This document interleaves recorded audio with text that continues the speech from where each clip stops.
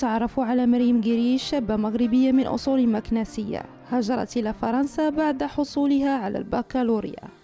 ثقافتها وعزيمتها ساعدتها على الاندماج في المجتمع الفرنسي والنجاح في حياتها العملية، فمريم صاحبة مشروع تجاري ناجح.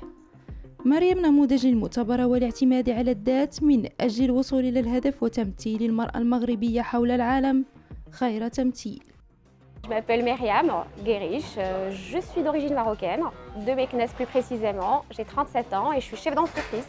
Alors nous sommes dans le 17e arrondissement de Paris, pas loin de ma boutique. On est dans un petit café de quartier où on se retrouve souvent avec mes collègues et mes amis pour déjeuner ou des petits déjeuners entre collègues ou entre amis. Mon parcours, après avoir obtenu mon bac au Maroc, un bac scientifique, je suis venue en France pour faire mes études supérieures et je me suis retrouvée dans une école de commerce, chose qui n'avait rien à voir avec mon bac scientifique. Je suis venue en France parce que mon père affectionne beaucoup ce pays et c'était pour lui comme un rêve peut-être qu'il va vivre à travers ses enfants. Donc je suis arrivée. J'ai fait mes petits 2 ans de commerce qui se sont très bien passés et après je voulais monter à la capitale. À la capitale qui, pour moi, c'est la capitale de la mode. C'est là où je dois être, vu que je suis très mode, très chaussures, depuis toute petite. D'ailleurs, je prenais des fois les foulards de ma mère, je confectionnais des robes, je prenais les talents de ma mère quand elle n'était pas là en cachette. Et du coup, pour monter à Paris, j'ai dû travailler les vacances scolaires pour ne pas demander à mes parents de me payer le déménagement parce qu'ils étaient un peu contre que je me retrouve toute seule dans une grande ville. Comme je suis une fille qui ne lâche rien et qui va jusqu'au bout de ses rêves, je voulais être kinésithérapeute après mon bac. Et vu qu'en France c'est un peu plus difficile parce qu'il faut faire 2 ans de prépa, donc j'ai cherché ce qui se rapprochait le plus à la kiné, c'était la médecine chinoise. Je me suis inscrite dans une école, j'ai fait 3 ans. J'ai fait de l'acupuncture, de la réflexologie plantaire, du massage thérapeutique. Et après l'obtention de mes diplômes, je me suis rendu compte que j'étais faite pour le commerce et pas pour ça. Donc, je replonge dans le commerce et j'ai rencontré des gens qui m'ont permis d'exceller dans ce domaine. Et surtout, ça m'a permis de travailler à mon compte et de me lancer dans la vie active très jeune et je suis fière parce que je n'ai jamais été salariée et c'était un de mes rêves que j'ai encore réussi à exaucer.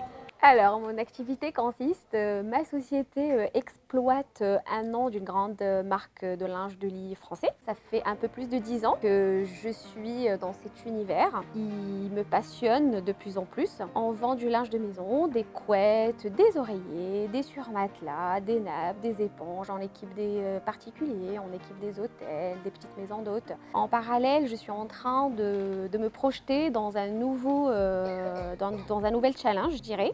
Je vous en parlerai peut-être l'année prochaine. Pour l'instant, c'est un secret qui ne me laisse pas malheureusement et au grand désespoir de mes parents de suivre un peu leur activité sportive.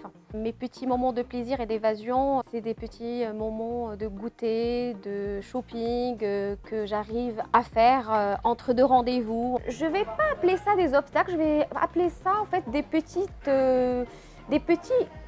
coups durs de la vie.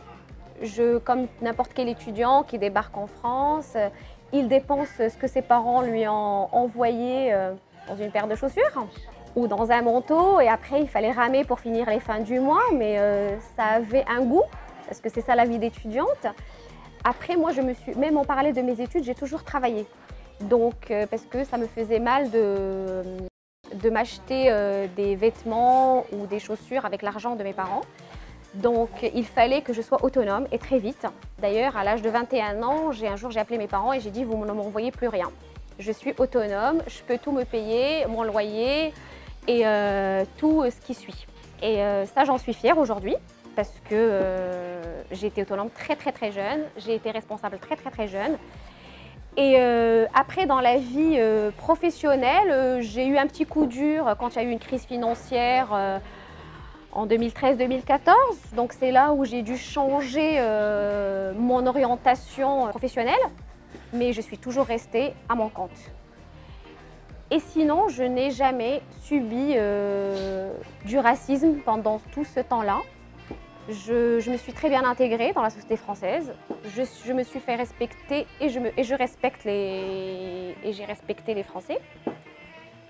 Jusqu'à il y a 15 jours, où j'ai eu une cliente qui est rentrée dans ma boutique et que ça ne lui a pas trop plu de voir, entre parenthèses, une robeuse gérante d'une boutique. Et là, elle m'a pris de haut et elle m'a dit bah, si tu n'es pas contente, tu rentres chez toi. Et là, j'ai rigolé et j'ai dit je pense que je suis autant chez moi que vous. Et j'ai un truc en plus, c'est que moi j'ai 2 nationalités et j'ai 2 pays.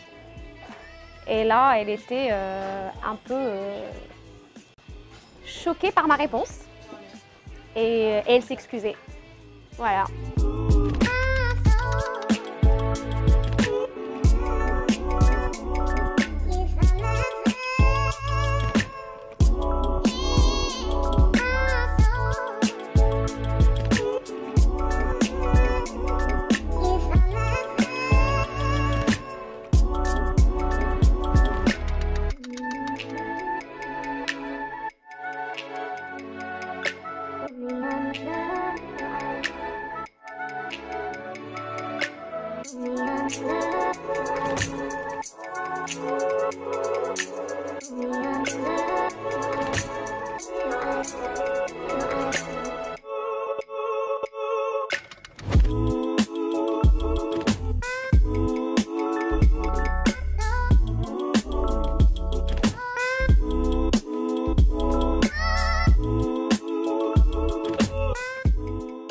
Mes origines, je suis Meknassi, de Meknès Centre. J'y retourne dès que j'ai l'occasion pour rechercher la petite chaleur familiale qui me manque à Paris.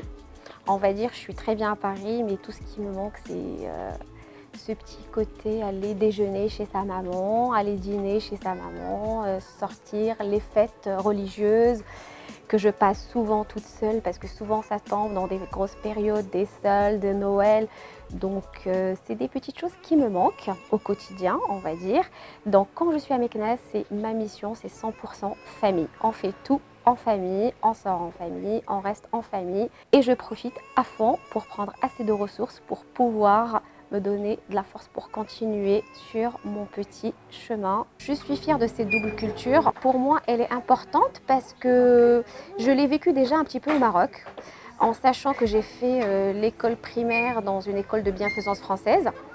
Et j'ai fait le centre culturel français jusqu'à mes 14 ans et j'ai obtenu des diplômes approfondis en langue française, en sachant que j'ai eu la nationalité française par décret, car j'ai créé ma société en France.